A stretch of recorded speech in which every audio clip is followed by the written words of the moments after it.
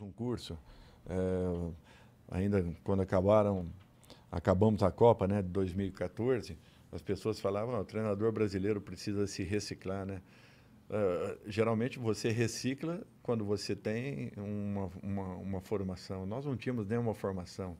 A nossa formação era a vida.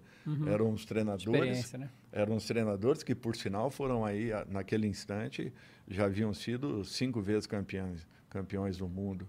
Então, esses eram os nossos exemplos. O vestiário é que nos dava uma conotação do que era aquela equipe. A vivência, o dia a dia. Então, eu procurava cursos. Quais eram os cursos que me apresentavam? Era marketing, eram vendas. Eu tentava me aproveitar de todos os detalhes possíveis para poder implantar naquilo que eu imaginava para a minha equipe.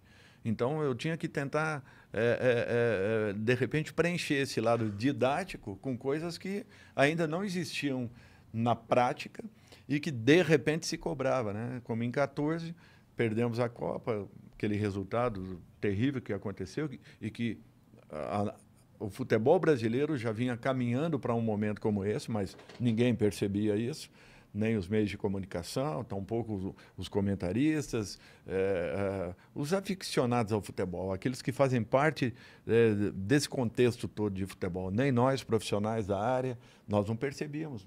Nós sentíamos que o momento não era oportuno, as coisas já não vinham acontecendo como nós queríamos, não era só com o futebol brasileiro, sul-americano de um modo geral, mas nós não percebíamos que o mundo estava se movimentando. Na contramão, o voleibol fazia um trabalho completamente diferente, observou o que a Europa apresentava, trouxe para aquilo que nós queríamos, ou melhor, que nós já possuíamos.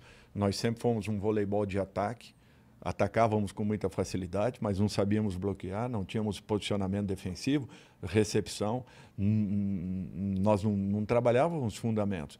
E, de repente, o vôlei foi lá, olhou, observou, trouxe, adaptou aquilo que nós tínhamos e, nos últimos 20, 25 anos, nós, no mínimo, estamos brigando pela 4ª colocação, mas quase que, na maioria das vezes, brigando pelo 1º e 2º. E quer seja em vôlei feminino, masculino, praia, enfim. Quer dizer, houve uma mudança, e essa mudança acontecia no futebol mundial. As pessoas percebiam que os sul-americanos tinham grandes jogadores, mas eram desorganizados em todos os sentidos, como somos ainda hoje. Nós não temos federações consistentes, nós não temos uma CBF que realmente nos passe uma esperança e uma expectativa de que estamos num caminho. Nós ainda não temos isso. Então, nós tínhamos que ter nos preocupado um pouco mais. Nós, treinadores, nós, imprensa de um modo geral, nós, jogadores, nós tínhamos que ter nos preocupado. E, de repente, deixamos no futebol brasileiro, exatamente, olhando o futebol mundial. Exatamente. Não que a organização europeia ela seja diferenciada em todos os sentidos, não, mas eles nos mostravam caminhos que nós deveríamos ter nos alertado e corrigido para que não passássemos um momento como nós passamos. Hoje o futebol brasileiro ele tem que trabalhar muito para poder voltar a ser o primeiro do mundo. Assim como o voleibol brasileiro ocupou um espaço que dificilmente vai perder num curto espaço de tempo, talvez até médio. Pode ser que perca lá na frente, porque são ciclos, né? Isso tudo é muito relativo.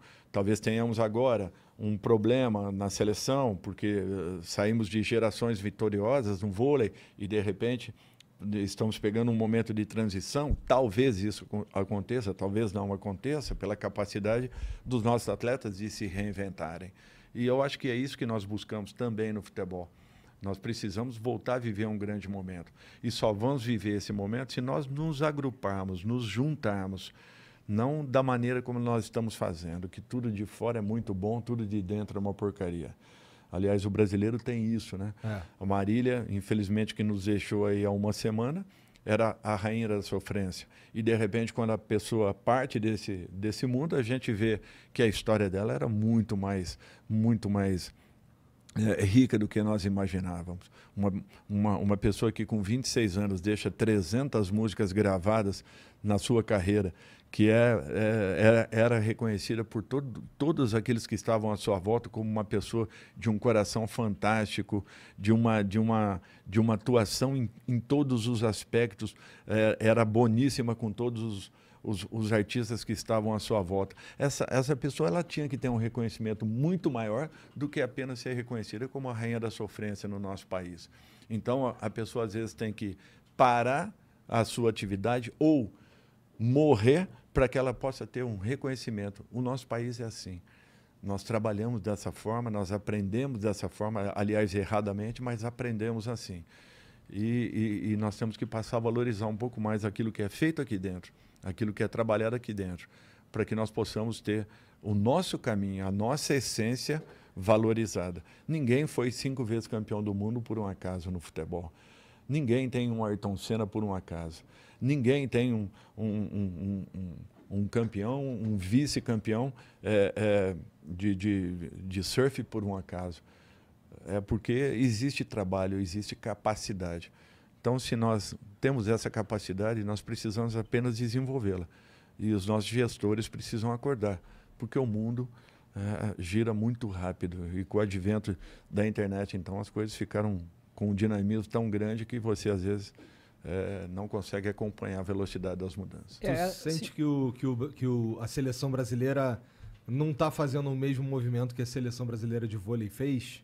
Tu acha não, que a seleção brasileira. Eu não sinto que o futebol brasileiro esteja fazendo o mesmo movimento que as equipes de vôlei fizeram, entendi. A federação de vôlei fez lá atrás. Não sei se isso foi algo programado, preparado, ou se aleatoriamente acabou acontecendo. Ou se nós conseguimos juntar e qualificarmos os nossos atletas ao ponto de serem quase imbatíveis nos últimos 20 anos. Entendi. Mas foi feito um grande trabalho. Se a CBF, a CBV, ela errou em algum momento, eu não sei. Fato é esse que nunca aconteceu com a CBF. A CBF nunca se preocupou com os nossos clubes, nunca se preocupou com as nossas federações. A CBF sempre foi, desculpem, mas um balcão de negociação, de negociações. Mas eu concordo contigo. Essa última diretoria que entrou estava começando a movimentar um pouco diferente todo esse eixo que já era viciado há anos e anos. E nunca foram punidas. Essas pessoas nunca foram punidas. Então, assim como na política, assim como em outras áreas, aconteceram coisas absurdas dentro das entidades que dirigem o futebol brasileiro. E, de repente, a culpa do 7-1 foi principalmente do nosso treinador e daquele grupo de jogadores que ali estavam. Erradamente. Todos nós que estamos e habitávamos em torno do futebol até aquele momento, fomos, de alguma forma, culpados por aquele resultado, por aquilo que vinha acontecendo há 25 anos atrás e que nós não percebêramos em momento nenhum. Deixamos aquilo acontecer. É um aspecto que chama atenção. Foi muito triste. E até hoje, passado quase aí 7 anos, nós não vemos uma mudança naquele perfil que anteriormente se trabalhava dentro do país. A gente está sofrendo pelo 7-1 até hoje.